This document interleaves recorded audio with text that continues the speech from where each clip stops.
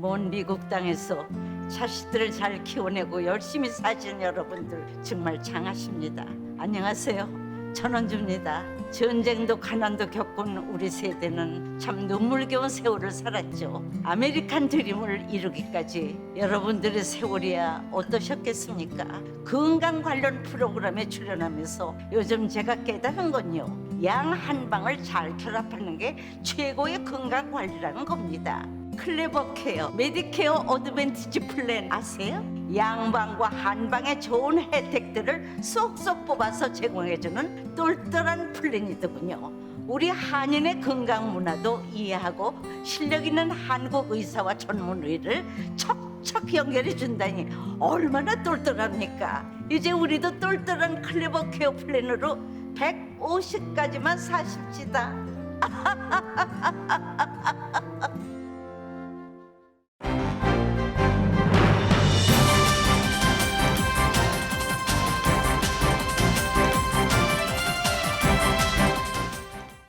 새로운 계절 가을, 행복하고 좋은 일들만 가득하시길 라디오 서울이 응원합니다. 질병통제예방센터 CDC가 임신 중이거나 최근 출산한 여성도 코로나 바이러스 백신을 접종하라고 긴급 권고했습니다. LA통합교육고 교직원들의 백신 접종 의무화 마감 기한이 10월 15일로 이제 2주 남은 가운데 현재 20% 이상의 교직원은 미접종 상태로 나타났습니다. LA시 의회가 실내 공공장소 출입 시 백신 접종을 의무화하는 방안에 대해 표결할 예정이었지만 한 명의 시의원 반대로 일주일 연기됐습니다. 하지만 표결을 반대한 15지구 조 부스카이노 시의원을 제외하고는 거의 모든 시의원들이 현재 백신 접종 의무화 방안을 찬성하고 있어 다음 주에는 통과 가능성이 커 보입니다. 통과된다면 앞으로 LA 시내 실내업소의 출입을 위해서는 반드시 백신 접종 증명서가 제시돼야 합니다. 미국의 오버스테이에서 불체자 신분이 된 이민자들이 벌금을 내면 영주권 신청을 가능케 한 이민법 조항 확대가 연방 상원 사무처에 의해 좌절됐습니다. 지난 며칠간 완연한 가을 날씨를 보였던 남가주에는 오늘부터 폭염이 시작됩니다. 주말까지 이어지는 이번 폭염은 특히 고온건조한 산타아나 강풍까지 동반돼서 산불 위험성이 그만큼 커지겠습니다. 지난주 신규 실업수당 청구 건수가 36만 2천 건으로 집계됐습니다. 전주보다 11,000건이 늘어난 것으로 3주 연속 상승입니다. 국회의사당 폭동 사건에 대한 조사특별위원회가 두 번째 소환장을 발부했습니다. 총 11명에게 발부된 가운데 대부분 보수 여성단체와 연관된 인물들로 알려졌습니다. 바이든 대통령이 예산 문제를 둘러싼 의회 갈등이 깊어져 골머리를 앓고 있습니다. 4조 달러대 예산을 놓고 여야 간 이견과 당내 파열음까지 나와 이중고를 겪고 있습니다. 연방정부의 일시적인 업무 정치인 셧다운을 막기 위해서 상하원이 임시제출 예산안에 합의하고 오늘 표결합니다. 셧다운만큼은 피하자는 의견 속에 오늘 임시제출 예산안이 가결되면 12월 3일까지 정상 업무가 이어집니다. 북한 김정은 국무위원장이 최고인민회의에 2년 만에 참석해 시정연설을 했습니다. 단절됐던 남북 통신선을 복원할 수 있다는 의사를 밝히기도 했습니다.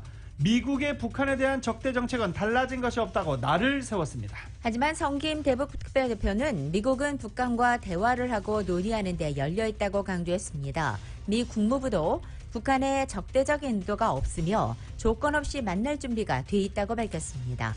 윤석열 전 총장 시절 검찰의 고발 사주 의혹을 수사해온 검찰이 사건을 고위공직자범죄수사처로 이첩했습니다.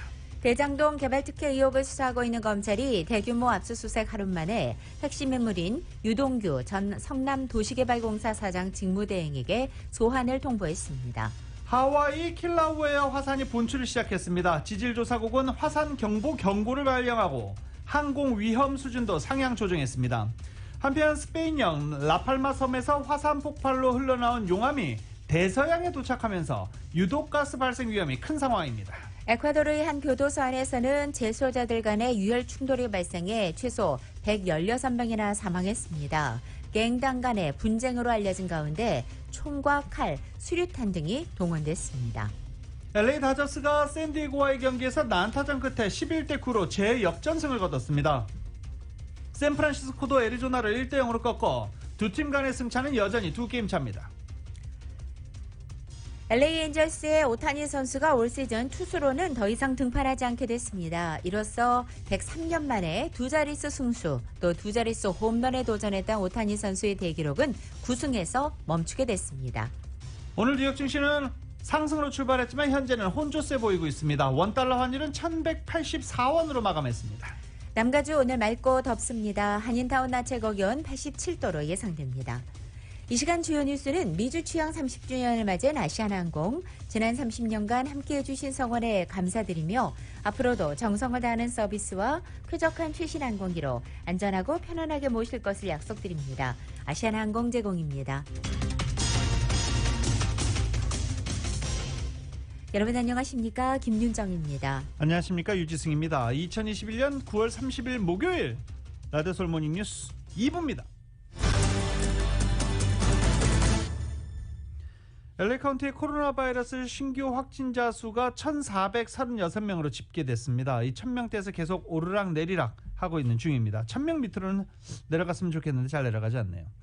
하지만 입원 환자 수는 900명대를 무너뜨리고 800명대로 내려왔습니다. 어제 892명으로 입원 환자가 코로나 바이러스로 입원한 입원 환자 수가 892명으로 집계되며 7월 이후 처음으로 900명 밑으로 떨어졌습니다. 사망자 수는 어제 하루 31명이 보고돼 누적 사망자 수는 26,078명으로 집계됐습니다. LA 지역 실내 업소 출입 시 백신 접종 증명 제시를 의무화하는 조례안에 대한 시의회의 표결이 다음 주로 미뤄졌습니다. 하지만 다음 주에는 통과가 확실시되고 있어서 오는 11월 4일부터는 예정대로 시행될 것으로 전망됩니다. LA 시의회가 어제 시의회 전체 회의에서 이 표결을 실시할 예정이었지만 조 부스카이노 15지구 시의원이 백신 증명 의무화 단속이 힘들다고 주장하면서 투표 보류권을 행사해 표결이 미루어진 것입니다. 이 조례안은 현재 조 부스카이노와 존 12지구 시의원이 강제력이 약해서 제대로 지켜지지 못해 유명무실한 규정이 될 수 있고 비즈니스들에게 나쁜 영향을 미칠 수 있다며 반대를 하고 있습니다. 하지만 다음 주 표결에서는 시의원 모두 15명 가운데 8명 이상 과반의 찬성으로 통과가 가능하기 때문에 다음 주에 통과는 확실시 되고 있습니다. 조례안이 통과되면 11월 4일부터는 식당을 포함해 거의 모든 비즈니스의 실내 입장 시에 백신 접종 증명 제시가 의무화되고 이에 앞서서 10월 21일까지는 해당 업소들은 고객들이 잘 볼 수 있는 위치에 백신 증명 의무화 안내문도 게시해야 합니다. LA 통합교육부의 백신 접종 의무화 마감 기한 10월 15일입니다. 이제 한 2주 정도 남았죠. 이런 가운데 20%의 교직원이 여전히 백신 미접종 상태인 것으로 나타났습니다. 교직원들이 백신 접종을 마치지 않았다는 이유로 만약에 교직원들을 해고할 경우 교사 부족에 시달리는 LA 통합교육부가 위기를 맞게 될 것이란 분석입니다. 새학년도가 시작된 지 5주가 지났지만 LA 통합교육부는 622명의 교사 충원이 여전히 되지 않았고 보조교사도 300명 이상이 필요한 상황입니다. 이런 가운데 주 초에 발표가 됐죠. LA 통합교육부 학생들은 계속해서 감소하고 있는 상황입니다. 미국의 질병통제예방센터 CDC가 임신부와 출산 여성에 대한 기존 코로나 백신 접종 권고 수준을 경보 수준으로 강화했습니다. 특히 임신 전 그리고 임신 중인 여성에게는 코로나 백신 접종을 강력히 권고한다고 발표했습니다. YTN의 보도입니다. 지난달 로셸 월렌스키 국장 명의의 성명을 통해 모든 임신부에게 코로나19 백신 접종을 권고했던 미국 질병통제예방센터 CDC가 현지 시각 29일 이를 공식 건강경보로 발령했습니다. CDC는 임신 전 또는 임신 중일 때 코로나19 백신을 맞을 것을 강력히 권고한다고 밝혔습니다. 또 최근 출산한 여성, 임신하려고 노력하는 중이거나 임신을 계획 중인 여성, 모유를 수유 중인 여성도 백신을 맞아야 한다고 권고했습니다. 백신 접종의 이익이 알려진 위험 또는 잠재적인 위험을 능가하기 때문이라고 CDC는 밝혔습니다. And we've actually seen that, in fact, some antibody from the vaccine traverses to the baby and, in fact, could potentially protect the baby. CDC는 임신 중 코로나19에 걸리면 조산하거나 신생아가 아픈 채 태어나서 곧장 신생아 중환자실로 가야 한다고 밝혔습니다. 또 사산 사례가 보고된 적도 있다고 CDC는 덧붙였습니다. CDC에 따르면 미국에서 임신 여성의 코로나19 백신 접종 비율은 31%에 불과합니다. 특히 흑인의 경우에는 이 비율이 15%에 그쳤습니다. 지난 27일까지 미국에선 임신한 여성 12만 5천여 명이 코로나19 확진자로 판명됐습니다. 이 가운데 2만 2천여 명은 입원했으며 161명은 사망했습니다. 특히 델타 변이가 퍼지며 4차 재확산이 한창이던 지난달에만 22명이 사망했습니다. YTN 김원배입니다. 병원과 항공사 등 코로나 바이러스 백신 접종이 의무화된 일터에서 많은 사람들이 접종 의무를 따르지 않으면서 직장을 떠나고 있습니다. 자의로 떠나는 사람도 있고 해고되는 사람들도 있습니다. CNN은 간호사 수백 명이 백신 접종이 의무화된 병원을 떠나고 있다라고 보도하기도 했습니다. 많은 병원 직원들 그리고 대형 의료법인 직원들 백신 접종 의무화에 따라서 백신을 많이 맞았습니다. 그런데 맞지 않은 간호사들이 떠나고 있다는 것입니다. 연방정부 역시 병원과 요양시설 직원들을 상대로 백신을 의무화하겠다고 예고한 상태입니다. 노스캐롤라이나 대형 의료법인 노반트 헬스에서는 175명이 백신 접종을 거부해 해고됐습니다. 노스캐롤라이나의 또 다른 의료법인 UNC 헬스도 약 70명 정도가 그만뒀다라고 발표하기도 했습니다. 팬데믹의 장기화로 인력 부족을 겪고 있는 의료 체계에 이들 간호사 해고는 더 큰 부담을 안길 전망입니다. 세관 국경보호국도 코로나 바이러스 백신 미접종자들을 해고하겠다고 통보하기도 했습니다.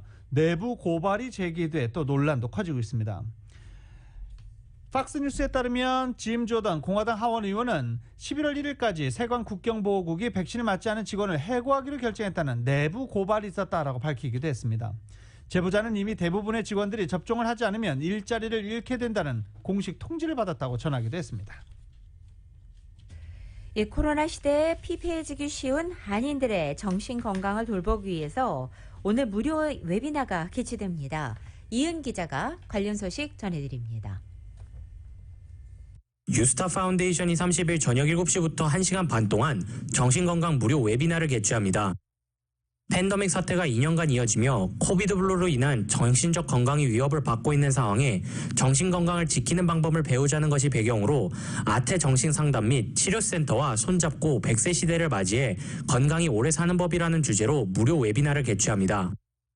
이번 웨비나에서는 리버사이드 소재 커뮤니티 호스피탈 메디카라 센터의 루더망고바 가정주치의 박사와 커뮤니티 정신건강 증진 프로그램 담당자인 ST 송 교수가 특별 강사로 초대돼 자신의 정신건강을 지키는 방법, 건강한 습관을 기르는 방법에 대해서 강의합니다. 30일 웨비나에 참여하는 주민들에게는 추첨을 통해 한 명에게 $100 상당의 아마존 상품권, 그리고 4명에게는 스타벅스 $25 상품권을 제공합니다.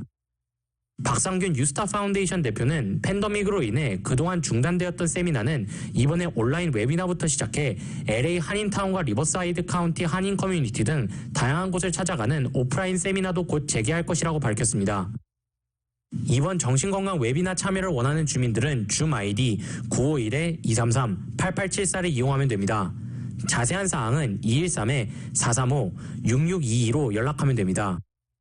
유스타 파운데이션은 지난해부터 한미 공조 자살 방지 캠페인인 네버 기브업 캠페인을 릴레이로 이어가고 있습니다. 라디오 서울 뉴스 이은입니다. 라디오 서울 모닝 뉴스 2부 미국과 로컬 소식은 많은 것이 바뀌었지만 함께하는 가족이 있어 힘이 납니다. 또 하나의 가족 오픈뱅크 제공입니다.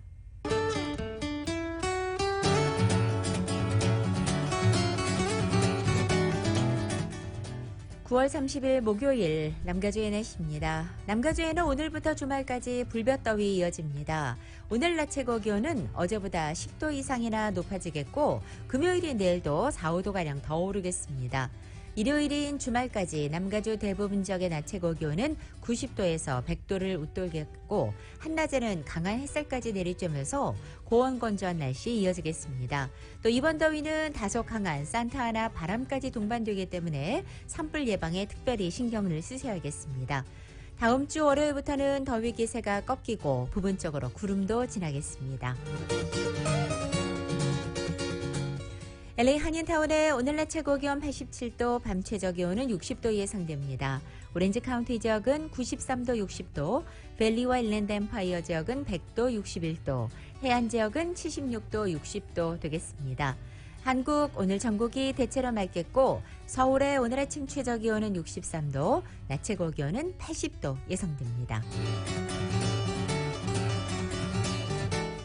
라디오 서울 모닝뉴스 2부 이 시간은 1250만 불 교통사고 최고 보상, 교통사고 전문 천재 변호사 리차드 호프만, 메디케어 시니어를 위한 전문의 허가가 아주 빠른 한인 최고 최대의 서울 메디칼 그룹, 동급 최고 290마력과 토크, 동급 최대의 적재 공간을 갖춘 2022 기아 카니발 MPV, 구매부터 재용자까지 아파트론도 역시 뱅크 오브 홉이 하면 다릅니다.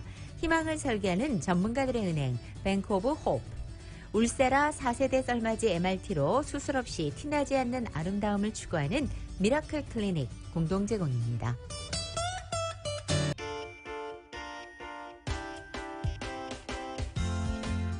라디오 서울 모닝뉴스 2부 이 시각 현재 프리웨이 교통 상황입니다. 110번 노르스선상입니다. 토렌스 블루바드와 만나는 지점 슬로레인에 이중 추돌 사고 있습니다. 210번 이스트 선상 마드레스투리카 만나는 지점 이중 추돌 사고 있고 5번 노스 선상에서 잼보리 로드와 만나는 지점엔 4중 추돌 사고 있습니다. 10번 웨스트 선상 클로버필드 블루바드와 만나는 지점 2중 추돌 사고 있습니다. 끝으로 405 노스 선상에서 세풀베다 블루바드로 내리는 지점 카플레인에도 2중 추돌 사고 있습니다. 참고하시고 안전운전 하시기 바랍니다.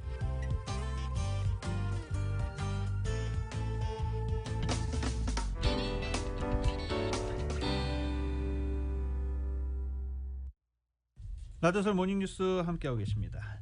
연방의회 민주당이 드리머들을 포함한 800만 체류 신분 미비 이민자들을 구제하기 위해서 추진해왔던 이민개혁 플랜의 예산 조정안 포함 시도가 또 좌절됐습니다. 합법적으로 미국에 입국했다가 오버스테이를 해서 불체자 신분이 된 이민자들이 벌금을 내면 영주권 신청을 가능케 한 이민법 조항 확대 내용이 담긴 플랜 B 이민개혁안이 상원 사무처의회에서 다시 제동에 걸린 것입니다. LA타임즈에 따르면 엘리자베스 맥도너 연방 상원 사무처장은 민주당이 제안한 두 번째 이민개혁안인 이민 레지스트리와 245I 조항의 기준일을 변경하는 서류 미비자 구제 방안이 상원 규정에 어긋나 예산 조정안에 포함될 수 없다고 밝혔습니다.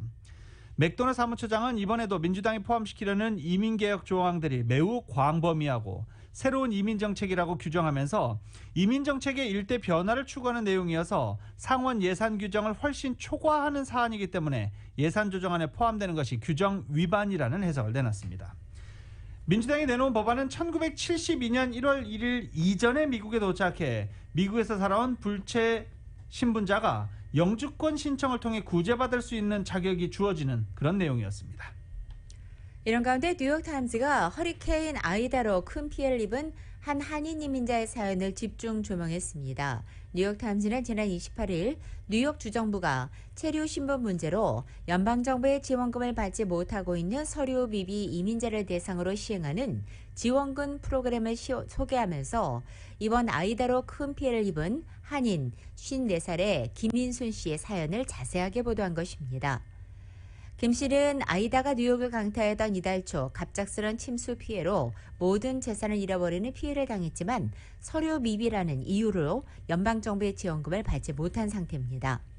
한편 뉴욕주가 전날 발표한 프로그램에 따르면 김 씨처럼 체류 신분 문제로 연방정부의 지원금을 받지 못하는 서류 미비자들은 최대 7만 8천 달러까지 지원을 받게 됩니다. 뉴욕주는 총 1,200가정이 이번 프로그램에 혜택을 받을 것으로 예상하고 있습니다. LA 다운타운 샌페드로 스트릿에 19층 규모의 노숙자 거주 고층 아파트가 신축에 들어가서 관심이 모아지고 있습니다. 다운타운 555 사우스 크로커 스트릿에 위치한 파킹랏 부지에 들어서는 278유닛, 278유닛 규모의 19층 노숙자 거주 아파트 시설 웨인가트 타워 공사가 착공됐습니다. 이 공사는 2023년 12월에 마무리될 예정이며 이때부터 노숙자들 입주가 가능해질 것으로 보입니다. LA 총영사관이 한국의 국경일인 10월 3일 개천절을 맞아서 10월 1일부터 9일까지 기간을 한국 주간으로 지정했습니다. LA 항공문화원과 LA 한국교육원, 한국국제교류재단 등과 함께 다양한 한국 알리기 행사를 개최한다고 밝혔습니다. 먼저 LA 총영사관은 10월 1일인 내일 오후 6시 총영사 관저에서 한복 패션쇼를 겸한 개천절 경축 리셉션 행사를 시작합니다. 이어서 LA 통합교육구 10개 학교 대상으로 찾아가는 한국 문화를 공연하고 중고등학생 대상의 에세이 공모전과 찾아가는 청년 취업 창업 세미나, 미 조달시장 진출 온라인 세미나와 미국 관세무역 온라인 아카데미 등도 진행한다고 발표했습니다.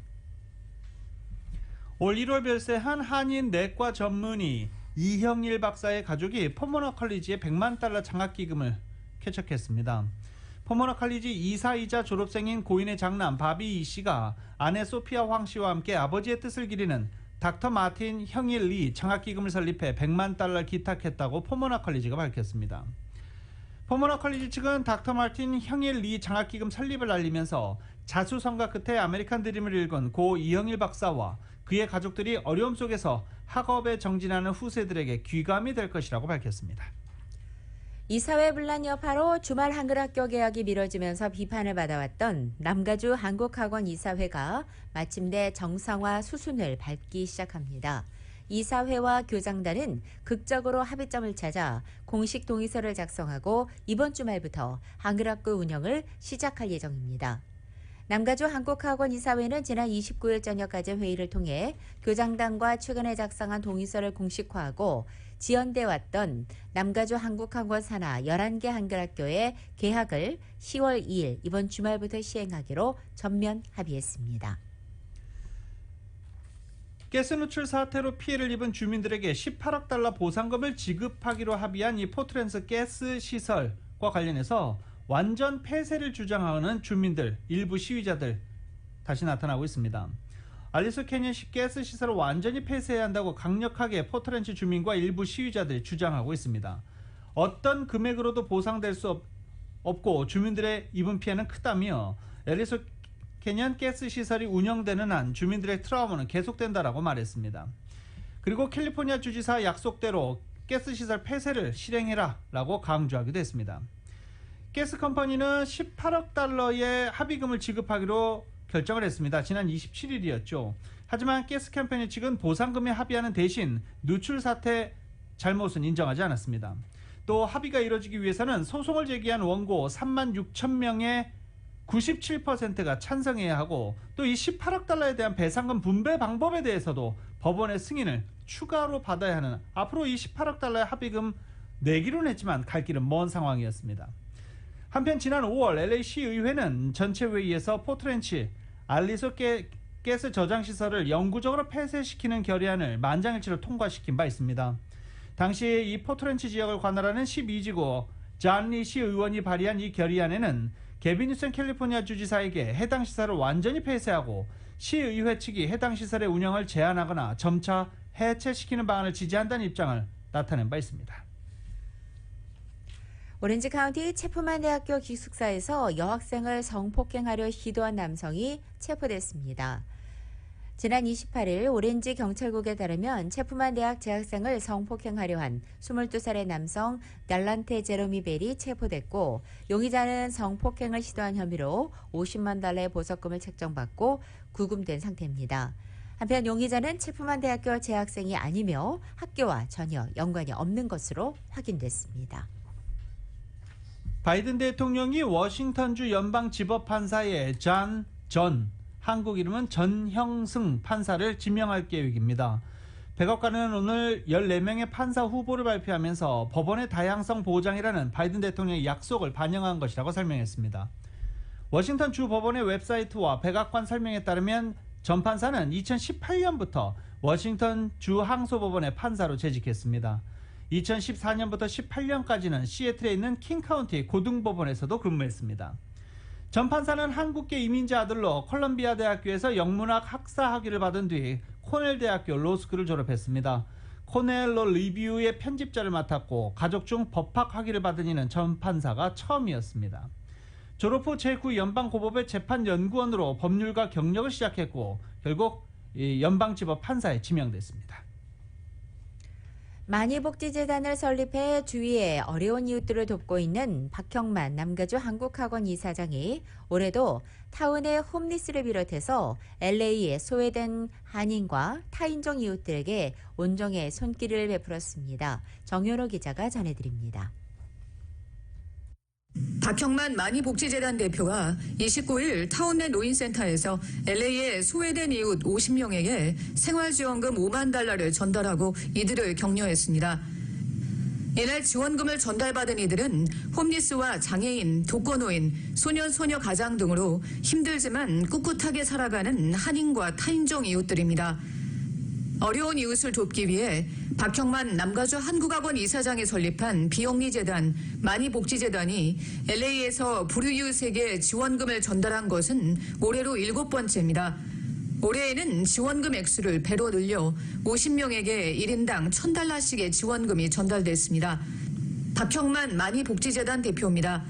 그러니까 엔돌핀이 나오는 거예요, 그게. 그런데 이런 행사를 그저 일회로 하는 게 아니고 영구적으로 이제 계획이 있기 때문에 이제 금년 못하면 내년에, 내년 못하면 이제 내후년에 해서 이제 우선 저 음악 캐논이 교포 사회에 말하면 좋은 바람을 일으키는, 또 지금 세계가 전염병으로 지금 침체돼 있잖아. 그래서 나라도 우선 교포 사회에서부터 첫 발걸음서부터 이렇게 활성화를 한다, 그런 의미를 가지고 이 행사를 이렇게 하게 됩니다. 그래서 앞으로는 더 좀 기대하셔도 내년은 더 하고 막 이렇게 하려고 그래요. 지원금을 전달받은 한인과 타인종 주민들은 코로나로 힘든 시기에 큰 도움과 용기가 됐다며 세상이 따뜻한 것을 실감한다고 밝혔습니다. 제가 생활지원금 많이재단에 와서 처음으로 제가 생활지원금 받는데 너무나 고맙고요. 앞으로 이 많이재단이 더 번창하고 저도 또 다음에 성공해가지고 많이재단에 기부할 수 있을 저도 열심히 노력하겠습니다. It's a good feeling. It's like a door opening up for me. It gives me heart to go forward. People caring about people, and I feel thankful for them. 이날 많이복지재단은 페사디나의 슈라이너 아동병원 관계자들에게 화상과 원청이 어린이들의 무료 치료를 위해서 $5,000를 전달했습니다. 슈라이너 아동병원의 크리스토퍼 도홀티 책임자는 해마다 많이재단이 후원하는 지원금으로 보다 많은 저소득층 어린이들에게 무료 치료를 해줄 수 있어 감사하다고 밝혔습니다. Well, we are so grateful to Mr. Park and to the entire foundation. They've been supporting Shriners for Children's Medical Center in Pasadena for several years, and their generosity allows us to make life better for children every day. 최석호 가주 하원의원은 이날 행사장에서 주위의 어려운 이웃에 줄곧 도움의 손길을 베풀어 온 박형만 대표에게 공로상을 전달했습니다. 이날 행사는 LA 총영사관과 한인사회 단체장, 박형만 대표의 가족과 지인 등 150여 명이 참석한 가운데 치러졌습니다. 라디오 서울뉴스 정현호입니다.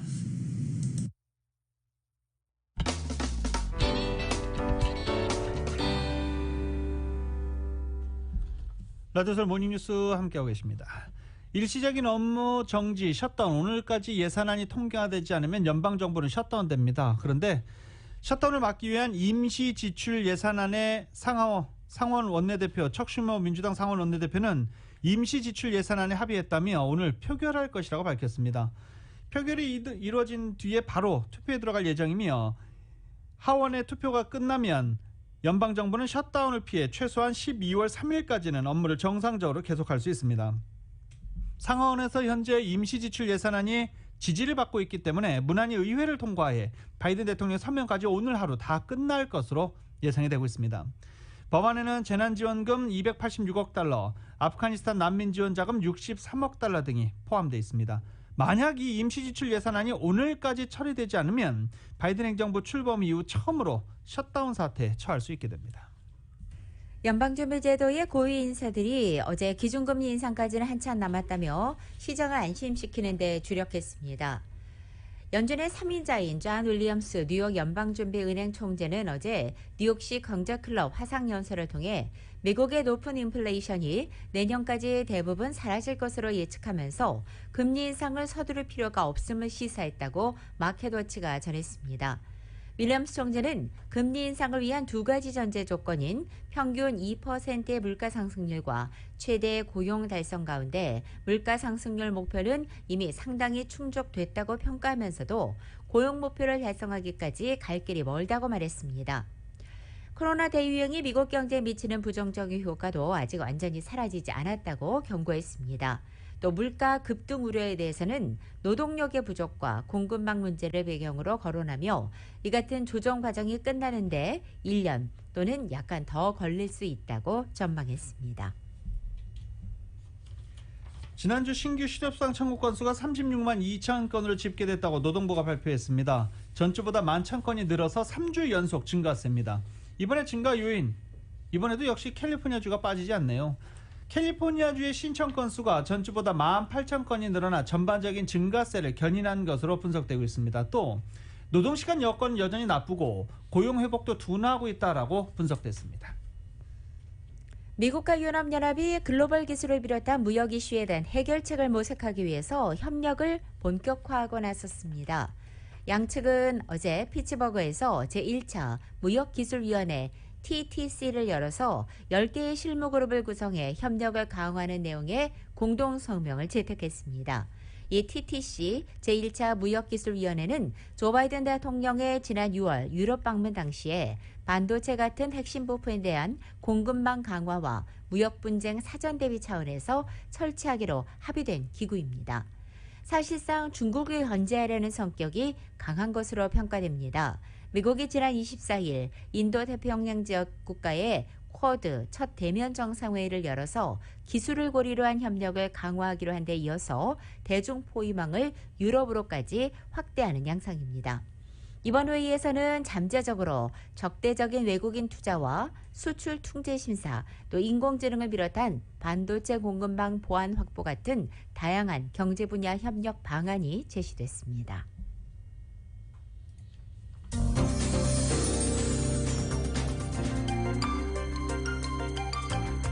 가드솔 모닝뉴스 전국 주요 대도시 소식 알아보겠습니다. 연방항소법원이 뉴욕시가 교사들을 대상으로 내린 코로나 바이러스 백신 접종 의무화 조치와 관련해 시정부 손을 들어줬습니다. 제2순위 항소법원은 뉴욕시 교사 및 교직원 대상 코로나 바이러스 접종 의무화 시행을 잠정 중례라는 가처분 명령을 철회한다고 밝혔습니다. 뉴욕시는 시 전역 공립학교 교사 및 교직원을 대상으로 백신 접종 의무화 조치를 지난 27일부터 시행에 들어간 상태입니다. 하지만 연방항소법원이 잠정 중지 명령을 내리면서 제동이 걸렸던 바 있습니다. 연방항소법원의 판결이 나온 뒤 드블라지오 뉴욕시장은 교사와 교직원들의 백신 접종 시한을 10월 1일 오후 5시까지 연장한다고 밝힌 바 있습니다. 연방 실업수당 혜택을 받지 못한 뉴욕주 내 서류 미비자들을 지원하는 제외된 노동자 기금 EWF가 거의 고갈된 것으로 나타났습니다. 뉴욕주 노동당국은 지난 27일 기금이 거의 소진된 상태이기 때문에 신규 신청자는 충분한 기금을 받지 못할 수 있다고 밝혔습니다. 이어서 여전히 새로운 신청서는 접수되고 있지만 이 기금이 지급될 것이라고 보장할 수 없다고 덧붙였습니다. 샌프란시스코시가 실내 마스크 착용 의무화 지침 완화를 고려하고 있습니다. 샌프란시스코 클로니클에 따르면 대도시들 중 가장 엄격한 코로나 방역 조치를 취했던 샌프란시스코시가 코로나 수치가 감소하고 백신 접종률이 증가하면서 실내 마스크 착용 의무화 지침 완화를 고려하고 있다는 겁니다. 그랜트 콜펙스 샌프란시스코시 보건당국자는 현재 코로나 감염 사례와 병원 입원율이 감소세를 보이고 있다며 접촉과 인구 밀도가 비교적 적은 저위험 환경을 중심으로 먼저 마스크 착용 지침이 완화된 후 점진적으로 확대할 수 있다라고 말했습니다. 하지만 구체적인 일정은 밝히지 않았습니다. 샌프란시스코 베이 지역의 유명한 국립해안주차요금이 유료로 전환될 수 있을 것으로 보입니다. 골든게이트 국립휴양지는 미 국립공원 시스템 일부로 시설 유지와 개선을 위해서 그동안 대부분 무료였던 주차 요금을 유료로 전환할 계획으로 알려졌습니다. 지난 26일을 마지막으로 해당 안건에 대한 주민들의 공식 의견도 수렴됐습니다. 시애틀에서는 10월부터 달라지는 게 있습니다. 도로 통행 요금이 인상되고 시애틀 워싱턴주 전역에서 비닐봉투 사용이 전면 금지됩니다. 시애틀 다운타운을 관통하는 99번 터널과 타코마 네로우스 브리지 통행 요금이 내일부터 인상됩니다. 99번 터널 인상폭은 15%로 최종 확정되면서 주중 1달러 15센트 그리고 2달러 60센트까지 굿투고 패스를 사용하는 것을 기준으로 이렇게 다르다고 합니다. 주말도 시간대에 따라서 1달러에서 1.15달러가 부과된다고 합니다. 또 기카버 쪽에서 타코마 쪽인 동쪽 차선에만 요금이 부과되던 타코마 브릿지 통행료도 25센트씩 오를 예정이고 비닐봉투 사용 내일부터 전면 금지됩니다.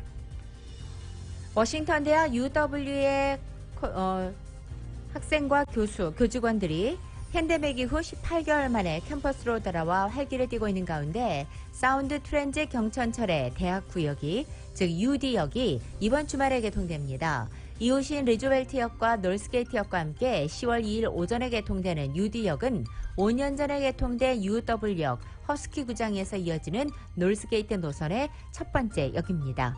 한편 현재 역과 가까운 유빌리지 식당가들은 현재 활기가 돌고 있습니다.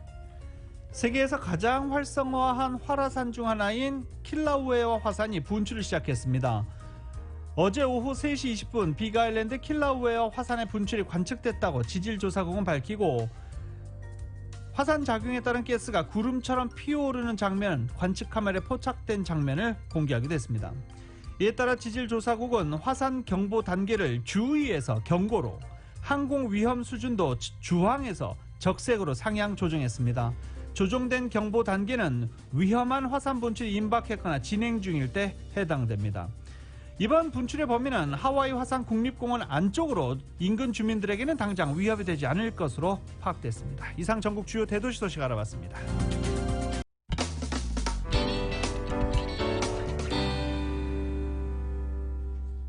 라디오솔 모닝뉴스 함께하고 계십니다. 남미 쪽 소식인데요. 에콰도르의 한 교도소에서 흉기에 수류탄까지 동원한 폭동이 발생했는데 놀라운 게 이 흉기, 수류탄, 교도소 안에서 이런 폭동이 발생했는데 이런 것이 동원된 것입니다.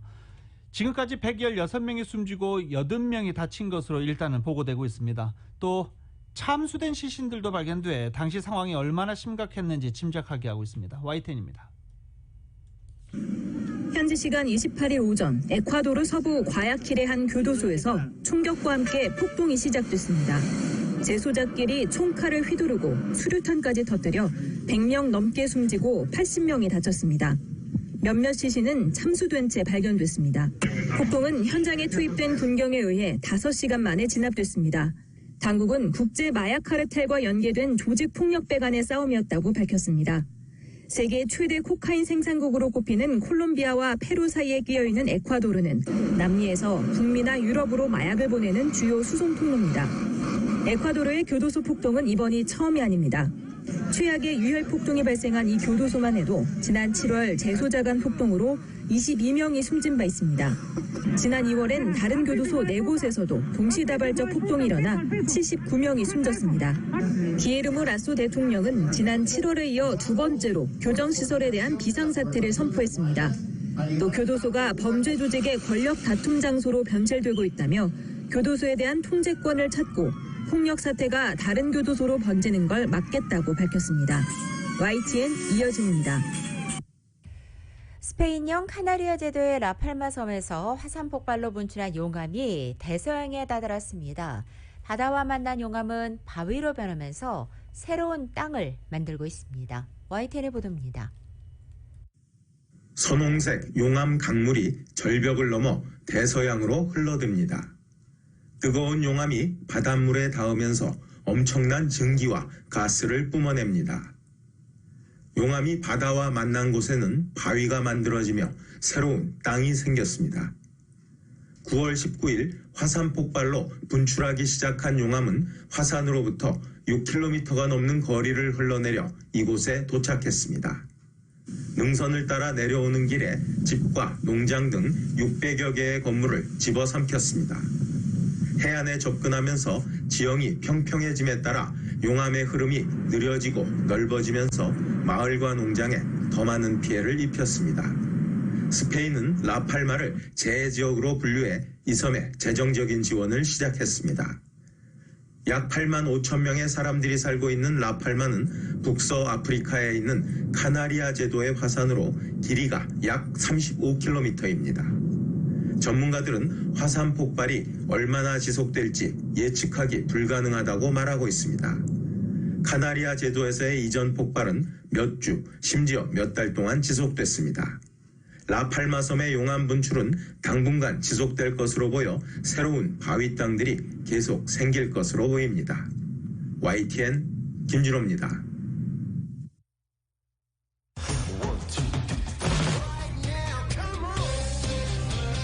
라디오솔 모닝뉴스 스포츠 시간입니다. 스포츠 소식은 전문가가 추천하는 이민법과 가정법 전문 제인정 종합법률사무소 제공입니다. 어제 LA 다저스 경기 보신 분들 정말 재밌게 보셨죠? 일단 스코어 먼저 불러드려볼까요?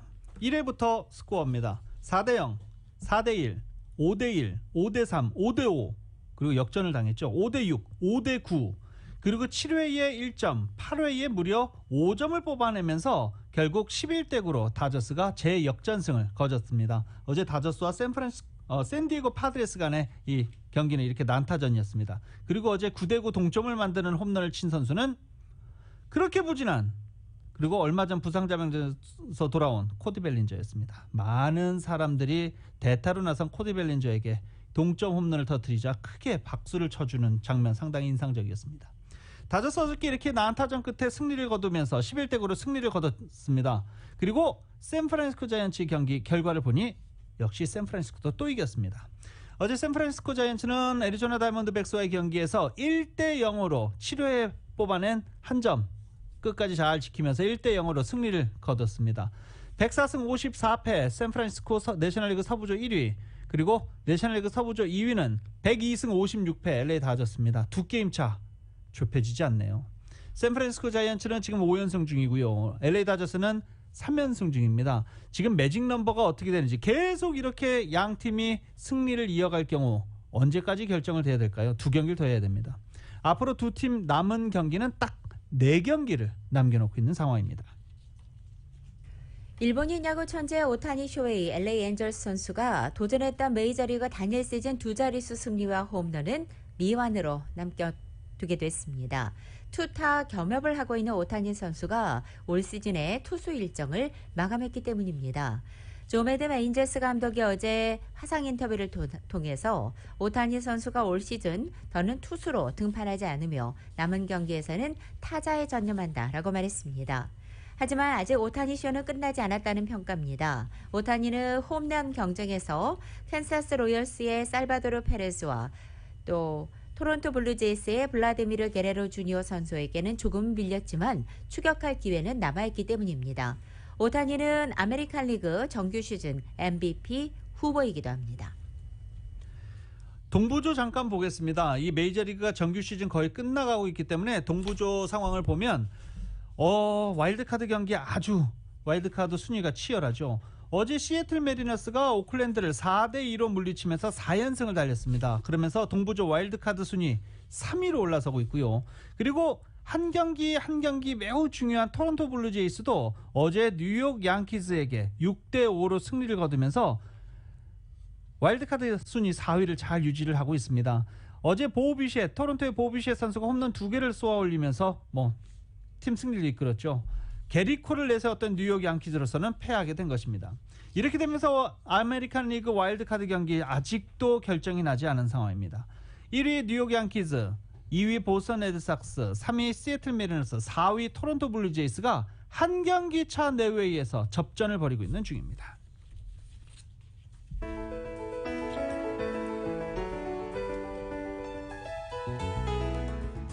(2021년 9월 30일) 목요일에 전해드린 라디오솔 모닝뉴스 여기서 마치겠습니다. 지금까지 진행의 유지승, 김윤정이었습니다. 라디오솔 모닝뉴스 2부 이 시간은 1250만 불 교통사고 최고 보상, 교통사고 전문 천재 변호사 리차드 호프만, 메디케어 시니어를 위한 전문의 허가가 아주 빠른 한인 최고 최대의 서울 메디칼 그룹, 동급 최고 290마력과 토크, 동급 최대의 적재 공간을 갖춘 2022 기아 카니발 MPV, 구매부터 재용자까지 아파트론도 역시 뱅크 오브 홉이 하면 다릅니다. 희망을 설계하는 전문가들의 은행 뱅크 오브 홉. 울세라 4세대 떨맞이 MRT로 수술 없이 티나지 않는 아름다움을 추구하는 미라클 레이저 클리닉 공동 제공이었습니다. 잠시 후 9시에는 강혜신의 오늘의 미국이 방송됩니다. 함께해 주신 여러분 고맙습니다.